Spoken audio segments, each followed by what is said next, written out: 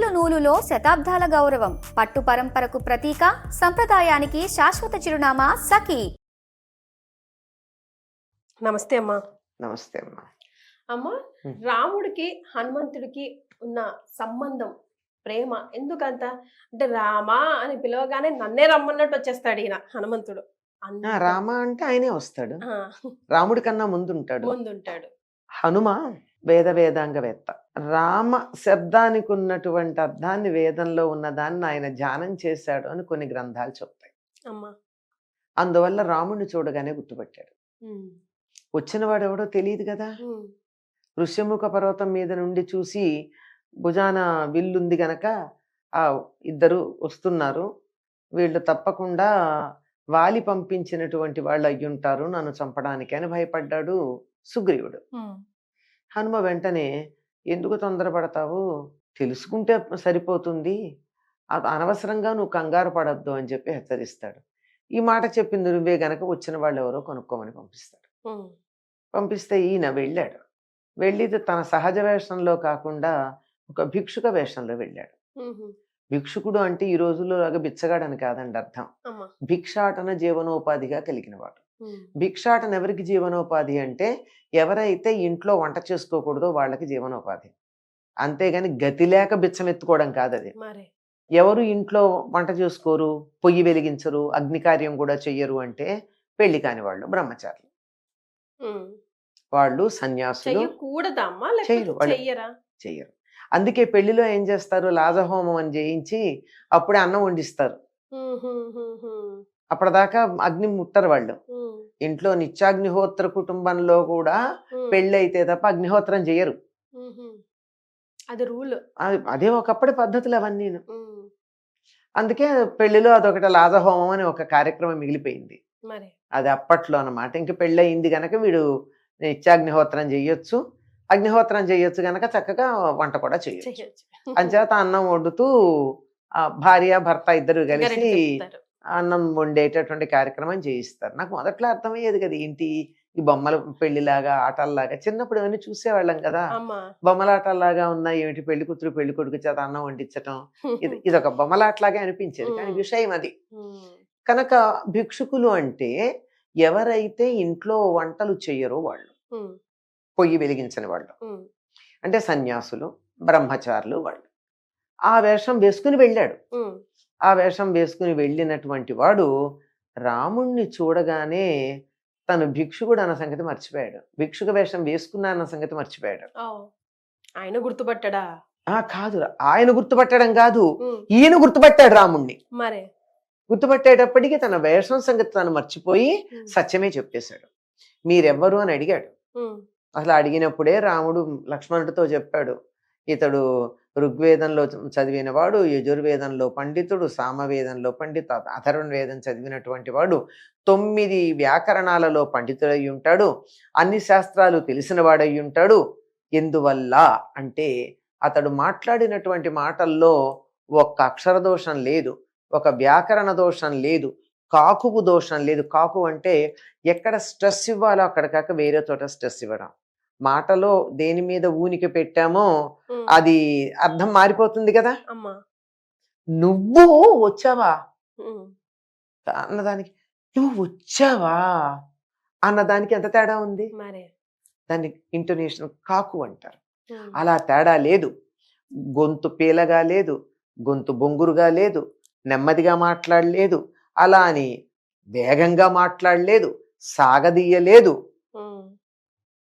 కనుబొమ్మలు ఎగరేయడం గాని, ముఖ కవళికలలో మార్పులు గాని, నుదురు చిట్లించటం గాని, ముక్కుపుటాలు చిట్లించటం గాని లేదు. ఇవన్నీ చూస్తే ఇట్లాంటి దూత ఉంటే చంపడానికి వచ్చినటువంటి శత్రువు కూడా మిత్రుడైపోడా అన్నాడు. ఎవరితో చెప్పాడు? లక్ష్మణుడితో చెప్పాడు. ఇది సర్టిఫికేట్, రాముడు హనుమంతుడికి ఇచ్చిన సర్టిఫికేట్. మొదటి చూపులో ఎవరో తెలియదు. అంటే మీరెవరు అని అడిగినందుకు, అడిగితే వాళ్ళు తమ పేర్లు చెప్పుకుని నువ్వెవరు అన్నారు. అంటే తను భిక్షుక వేషంలో వచ్చాడు కదా, చెప్పేశాడు, నేను సుగ్రీవుడి మంత్రిని, నా పేరు హనుమ, ఇవన్నీ చెప్పుకుంటూ వచ్చాడు.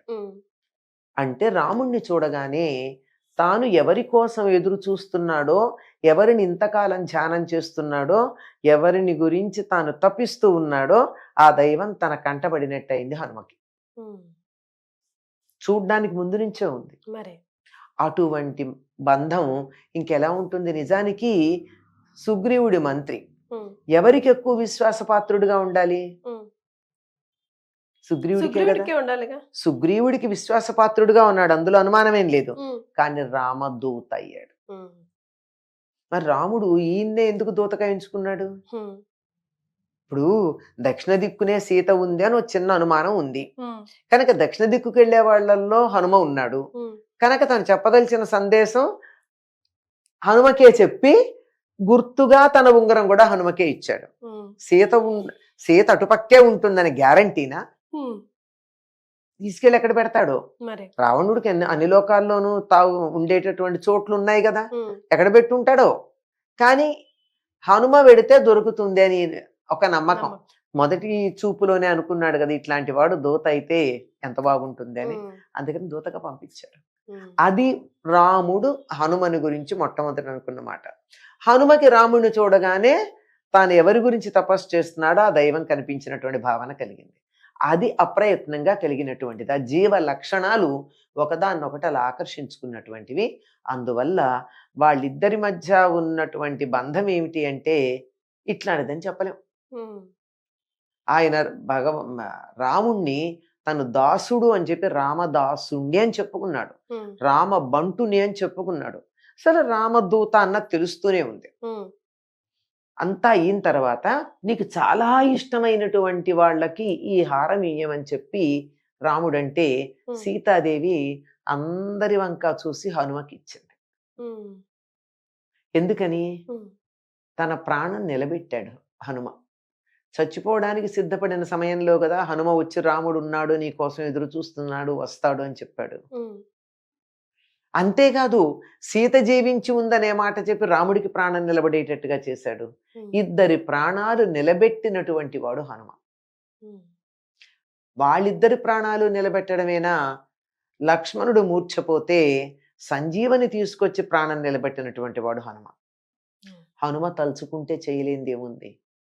మొత్తం రావణాసురుడి లంకనంతా సర్వనాశనం చేసి సీతని తీసుకుని వెళ్ళి రాముడి చేతిలో పెట్టేయగలిగిన సామర్థ్యం ఉంది, కానీ చెయ్యలా. ఎందుకు చేయలా? తానే చేస్తే రాముడికి ఘనత ఎక్కడొస్తుంది?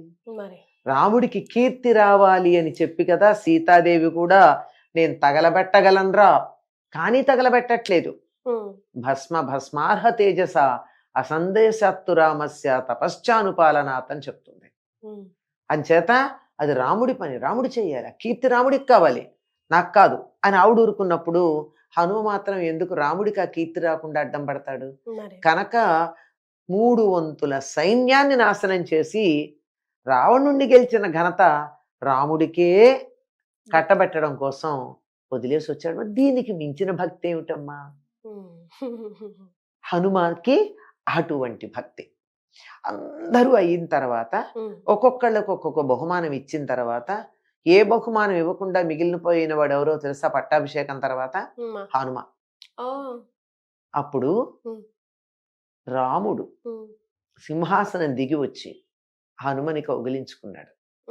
నీకు నేను కృతజ్ఞత చెప్పను అన్నాడు. ఎందుకు అంటే నీకు నేను ఉపకారం చెయ్యాలంటే నువ్వు కష్టాల్లో ఉండాలి కదా, నేను నీకు ఉపకారం చేసే అవకాశం రానక్కర్లేదు, నీ పట్ల నా కృతజ్ఞత నా శరీరంలోనే జీర్ణమైపోగాక అన్నాడు. ఇంతకన్నా గొప్ప ఆశీర్వాదం ఇంకోటి ఉంటుందా? ఇతరుల నుండి సహాయం అపేక్షించినటువంటి స్థితి రావడం. ఏం చేశాడు? కౌగిలించుకున్నాడు. హనుమను ఆ విధంగా రాముడి చేత ఆ విధంగా కౌగిలి పొందినటువంటి వాళ్ళు ఎవరయ్యా అంటే గుహుడు, హనుమ. గుహుడు కూడా ఉన్నాడమ్మా. గుహుడిని కౌగిలించుకున్నాడు, హనుమని కౌగిలించుకున్నాడు రాముడు. తనంతట తానుగా మిగిలిన వాళ్ళు వచ్చి విశ్వామిత్రుడు లాంటి వాళ్ళు రాముడిని స్పర్శ కోసం దగ్గరికి రావడం వేరు మాట, కానీ తనంతట తానుగా ఇష్టంగా కౌగిలించుకున్నటువంటి వాడు హనుమ. మరి వీళ్ళ మధ్య సంబంధం ఏమని చెప్తాం?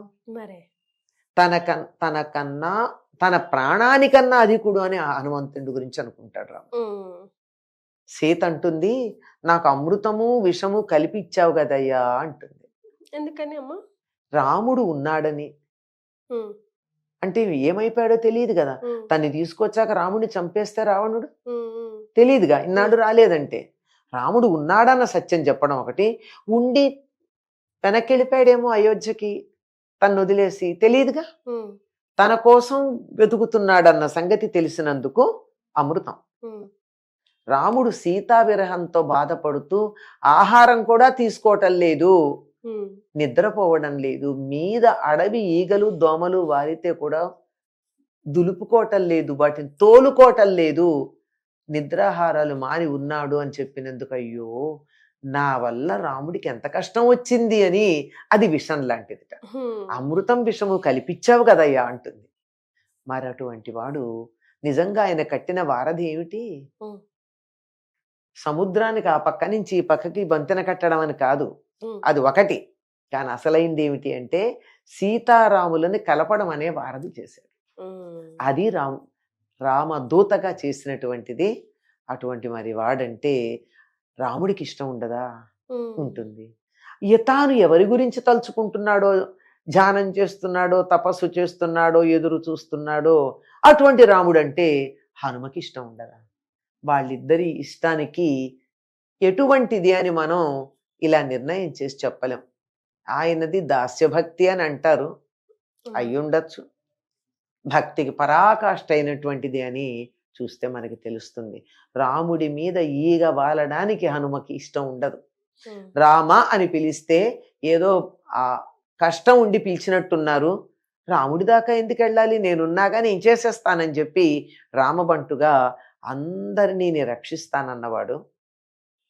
ప్రతి గ్రామం వెలుపల ఉండి గ్రామాన్నంతా నేను రక్షిస్తూ ఉంటాను ప్రజల్ని అని చెప్పి రాముడికి వాగ్దానం చేసినటువంటి వాడు హనుమ. నిజంగా వీళ్ళిద్దరి గురించి ఎంత విన్నా కూడా ఇంకా వినాలే అనిపిస్తుంది. ఒక ఫ్రేమ్లో వాళ్ళ బంధాన్ని మనం ఇమడ్చలేమమ్మా, దాటి పెడుతున్నాం. Yes. ఏ ఫ్రేమ్లో పెట్టినా దాన్ని దాటి పెడుతుంది. ప్రతి ఒక్క అక్షరం ముక్క మీరు చెప్తుంటే గూస్ బంప్స్ వచ్చాయమ్మా, చాలా సంతోషం. రాముడు హనుమ అంటే మామూలు అమ్మ, రామనామానికే ఉందా శక్తి. వచ్చేసి ఉండుంటాడు కూడా ఆ? సూక్ష్మ రూపంలో. ఏంటో మన రామ అన్నాం కదా, ఇక్కడెక్కడ ఉండే ఉంటాడు బంగారు కొండ. చాలా సంతోషం అమ్మా, ధన్యవాదాలు.